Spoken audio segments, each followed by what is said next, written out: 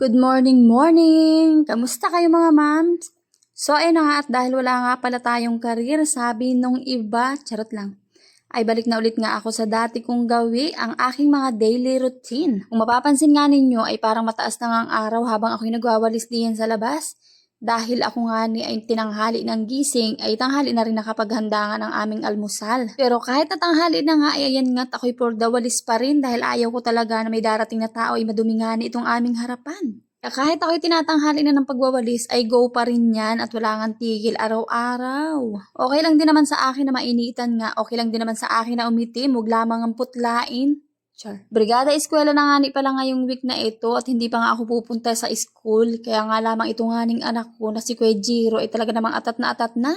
Ang sabi ko nga sa kanya ay buong week naman nga ako ang brigada at ako'y pupunta nga ni doon. Kaya nga lamang ay may ginagawa nga ako. Hindi na talaga magpapigil sa akin at ayan na nga at sumabay na nga sa kanyang daddy ay siya pinayagan ko na din nga na siya ang magbrigada ng kanyang sarili. Sobrang excited na nga ni pumasok ni Kuya Jiro kahit sa 29 pa naman talaga ang start ng pasukan dito sa amin. Kaya yun nga't pinayagan ko na dahil mag-aalboroto lamang kapag hindi ko nga pinayagan. Akala kasi niya ay may makikita nga siyang mga kaklase niya doon. Pagkatapos ko namang magwalis ay pumunta na nga muna ako din sa aming kusina at ininis ko naman yung aming mga pinagkainan. Tapos dito naman sa aking dirty kitchen ay nagpunas-punas din laang naman ako din at talaga namang medyo may dumi na din nga itong ilalim ng aking stove. Ito nga aming dirty kitchen ay gusto ko talaga na maging dirty kitchen na talaga at tatanggalin ko na nga dito yung aming laundry. Okay na nga ang lahat, pera na lamang talaga ang kulang, char.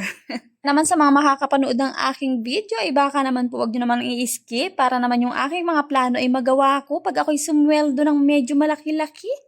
Char. Dahil ito na nga ni ang aking career na sinasabi ng iba na ako'y stay at home lamang at wala na nga ni daw akong career, o diba?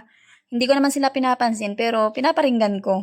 Para naman ganahan na sila sa kanilang mga iniisip sa akin na ako daw nga ni ay professional pero nandito sa bahay at wala ngang career. So, ayan na, ang career ko ay karira de lampin. Kaya kakararin ko na talaga itong paglilinis na ito. At ayan nga, tunalisan ko na din nga itong aking laundry area slash dirty kitchen. O, diba, nabubulbulol na naman. At nung malinis na nga ay syempre, pumasok na din ulit ako sa loob ng bahay namin at time na para sa loob naman ng bahay maglinis.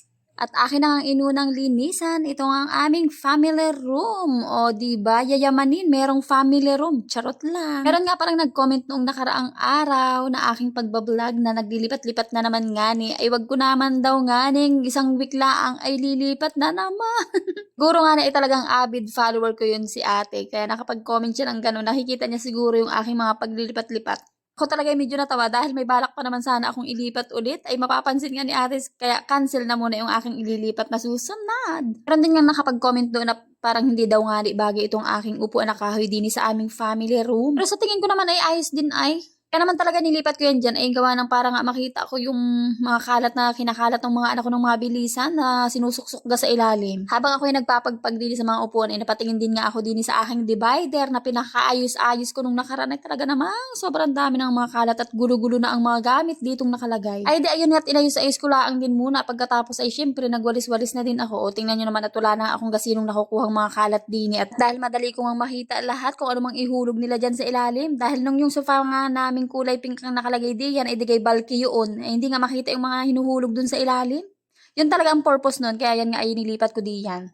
Pero nga ay kaya naisip ni ate na hindi bagay itong kahoy namin o pondini, gawa ng itong ang aking mat ay hindi nag-match dahil parang lumiit. Pero wag ka mag-alala ate at orderan ko nga ng medyo malaking mat para mag-match nga ni diyan sa aking family room yung mat na ilalagay. So pagkatapos nga ako yung nag-map na rin gamit ang paa. Yun, kinamay ko na pala dito nga sa aming sahig. Bakit nga ba gayon ay hindi nga ako masanay-sanay na mag-map gamit yung aking biniling map?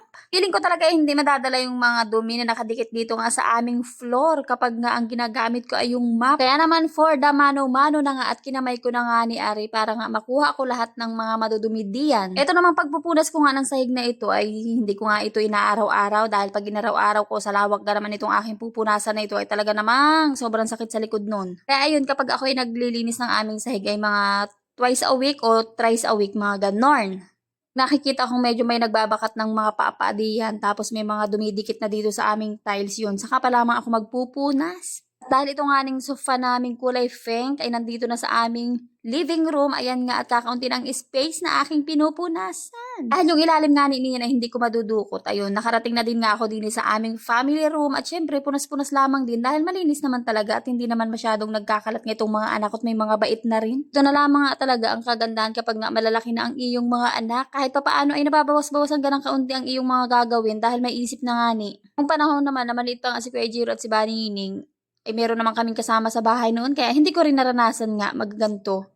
Tumutulong-tulong lamang ako sa kasama namin sa bahay that time. Kaya naman itong aking pagiging karera de lampin at stay at home mommy ay mahigit 3 taon ko pa lamang na ginagampanan at ako'y medyo nag-i-enjoy pa. Minsan naman ay ako'y medyo nabuburyot din at ako'y naiinip dito sa bahay kaya ako'y nakakaisip minsan magtrabaho. Pero pag naisip ko naman na maliliit pa nga nitong mga anak ko at talaga namang mga anga pa nga. Ano bang ibig sabihin sa Tagalog ng anga? Mga lunga. So ayun nga at nagbabago na rin nga ang isip ko at talaga namang hindi pa nga ni pwedeng iwanan itong mga anak ko at kailangan pa rin talaga ng guidance. Mga 2 taon pa siguro bago nga ako makapagtrabaho outside. Kahit naman papaano ay nakakaaliw din naman mag-stay sa bahay lalo na ito nga at pinasok ko din nga itong mundo ng vlogging. Kahit papaano ay hindi na rin nga ako naiinip. Kaya naman itong ang mga gawaing bahay ay akin na munang kakaririn at i-enjoyin ang pagiging stay at home mommy. Ay siya hanggang dito na lamang po muna at abangan nyo na lamang po ang aking mga susunod na mga daily vlogs. Marami pong salamat sa inyong palaging panonood. Ingat.